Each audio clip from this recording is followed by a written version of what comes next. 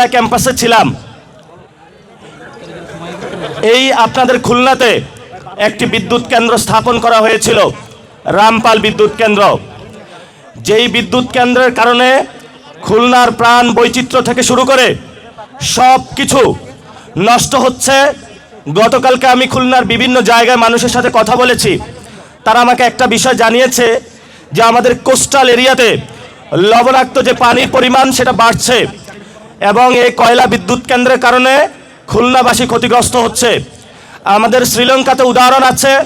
শ্রীলঙ্কাতে Indian একটি কোল power plant ছিল। যখন জনগণ নতুন অভ্যুত্থানের মধ্য দিয়ে গিয়েছিল, বলেছিল, ইন্ডিয়াকে লাল কার্ড দেখিয়েছিল, তারা সে পাওয়ার প্ল্যান্ট বন্ধ করে দিয়েছিল।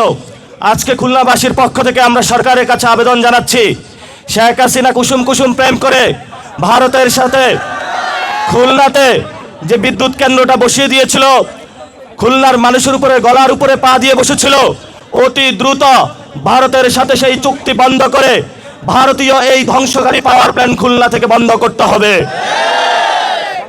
দ্বিতীয় বিষয়, যে অসংখ্য মানুষ শহীদ হয়েছিল বাংলাদেশে, আহত হয়েছিল, যাদের রক্তের উপরে দাঁড়িয়ে অনেকে আজকে সংসদ ভবনে 12 তারিখে সংসদ অধিবেশন শুরু করতে যাচ্ছেন। ভালো কথা, সংসদেই হলো সবকিছু হবে। তবে এই সংসদ নির্বাচনে রিফর্ম অ্যাসেম্বলি নামে বা সংস্কার সভা নামে একটি সংসদ অধিবেশন হওয়ার কথা ছিল, কিন্তু আমরা দেখেছিলাম আমাদের যিনি বাংলাদেশে প্ল্যান দেখানোর চেষ্টা করেছিলেন জনাব তারেক রহমান বলেছিলেন আপনারা সবাই গণভোটে হাঁ দিবেন। আমরা এখন দেখতে পাচ্ছি সেটা ওনার মুখের কথা ছিল, অন্তরের কথা ছিল না।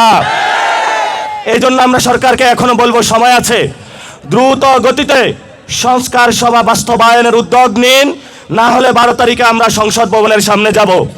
সংসদ ভবনের সামনে গিয়ে বলবো, শুধু সংসদের ভিতরে বসে গুন্ডা মাস্তান চাঁদাবাজি দুর্নীতিবাজদের নিয়ে সংসদ অধিবেশন করলে চলবে না। এই গুন্ডা মাস্তান সংসদে যারা বসেছে তাদেরকে কিভাবে ঠিক করতে হয়, অ্যাকাউন্টেবিলি নিয়ে আসতে হয়, সেই সংস্কার সভার বাস্তবায়নের কাজ শুরু করতে হবে। সেই দিন যদি আমাদেরকে পুলিশ দিয়ে নিবৃত্ত করার চেষ্টা চালানো হয়, আমরা আপনাদেরকে বলে দিতে চাই, কান খুলে শুনে রাখুন, আমরা এই সংস্কারের জন্য রাজপথে নেমেছিলাম। আমাদেরকে একজনকে মেরেছিল, 40 জন সামনে গিয়েছিল, 40 জনকে মেরেছিল, 400 জন সামনে গিয়েছিল। আমরা সেই দিন ভয় পাই নাই। কাকে ভয় দেখান? মামলা হামলা করে ভয় দেখান। সেই সময় আমি যখন ক্যাম্পাসে ছিলাম, ন্যাশনালিস্ট ফোর্সের কাউকে দেখি নাই। রাজু ভাস্কর্যে একাই সীমান্ত হত্যার বিরুদ্ধে 54 দিন বসেছিলাম। তারেক রহমান, আপনিও সেই অবস্থান আপনি দেখেছিলেন। আপনি সেই সময় দেখেছিলেন ভারতের বিরুদ্ধে কারা দাঁড়াচ্ছে। আপনারা যখন বিদেশে ছিলেন, জেলের মধ্যে ছিলেন, আমরা ক্যাম্পাস আন্দোলন করেছিলাম, আপনাদের পক্ষে দাঁড়িয়েছিলাম। আপনারা তখন মজলুম ছিলেন, কিন্তু এখন যদি জালেম হিসাবে আবির্ভূত হন, আমরা কোন জালেমকে ছাড় দেওয়ার পক্ষপাতী নই। এখানে বাংলাদেশে অনেক জায়গায় অনেকে সমঝোতার নামে ইনিয়ে বিনিয়ে চাঁদাবাজকে স্বীকৃতি দেওয়ার চেষ্টা চালাচ্ছে। খুলনাতেও শুনেছি হোটেলগুলোতে চাঁদাবাজি হচ্ছে, বাস স্টেশনে চাঁদাবাজি হচ্ছে, বিভিন্ন জায়গায় চাঁদাবাজি হচ্ছে। ভদ্রতার মুখোশ পরে অনেক কেন্দ্রীয় নেতা খুলনাতে চাঁদাবাজি করছেন, আমরা তাদেরকে নামও জানি, চিনি। আমরা আপনাদেরকে হুঁশিয়ার করে বলে দিতে চাই, লাস্ট টাইমে ভদ্র সাজবেন না। যে আকাম কুকাম করেছেন সেটা হলো বন্ধ করতে হবে। এবং আমরা স্পষ্ট বলেছি, আমরা কারো বিরোধী নই। আমি সেই দিন গণ অভ্যুত্থানের পরে সরকার কিভাবে গঠন হবে, আমি তারেক রহমানের কাছে সেই রেফাত ভাইয়ের নাম প্রস্তাব করেছিলাম, চিফ জাস্টিসের। উনি আমাকে একটা কথা বলেছিল, তুমি ওনাকে খুঁজে পেয়েছো কই? আমি রিফাত ভাইকে খোঁজার জন্য সেই বাড্ডার অলিগলিতে বেরিয়েছিলাম, যেই কোনো সময় মৃত্যুর মুখে প্রস্তুত হতে পারতাম, কিন্তু আমরা সেই রিস্কটা নিয়েছিলাম। আমি আপনাকে সেই দিন বলেছিলাম যে আপনি বাংলাদেশের রিসোর্স দেখতে না পারেন, বাংলাদেশের 18 কোটি মানুষ যেই সম্পদ রয়েছে, এটার উপরে যদি আমরা বিশ্বাস রাখতে পারি, তবেই আমরা মর্যাদা নিয়ে বসবাস করতে পারবো, আদারওয়াইজ পসিবল না। আমাদের দিল্লি দরকার নাই, আমাদের ঢাকা আছে, যেই ঢাকাকে শক্তিশালী করে একটা সময় ভারতবর্ষে নতুন কিছু সূচিত হয়েছিল, এটা আমাদের ভুলে গেলে চলবে না।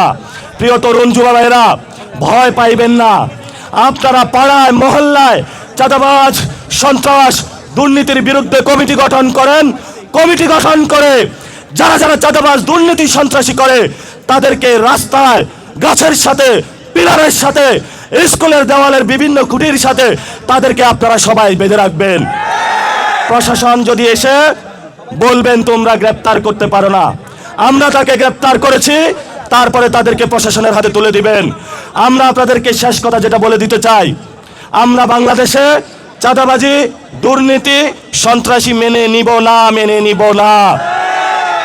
আপনি যখন বিদেশে ছিলেন আপনি চাঁদাবাজদেরকে বন্ধ করতে পারেন নাই, দেশে এসেছেন চাঁদাবাজদেরকে নিবৃত্ত করতে পারেন নাই। ঠিক আছে, আপনি আপনার কাজ করেন অফিসিয়াল, আমরাই আপনার চাঁদাবাজি বন্ধ করে দিতেছি। সমস্যা নাই, নতুন বাংলাদেশ গঠন হবে। আমাদের সিনিয়র লিডারশিপ যারা আছেন তারা বক্তব্য রাখবেন। সবাই ভালো থাকবেন, তারাবির নামাজে আসবেন, তারাবির নামাজ পড়ে আমরা খুলনায় চাঁদাবাজদের বিরুদ্ধে আজকে স্লোগান দিব, দেখি কার বুকের পাঠা আসে সামনে এসে তারা ইনশাআল্লাহ রাজপথে লড়াই হবে। ধন্যবাদ সকলকে, আসসালামু আলাইকুম।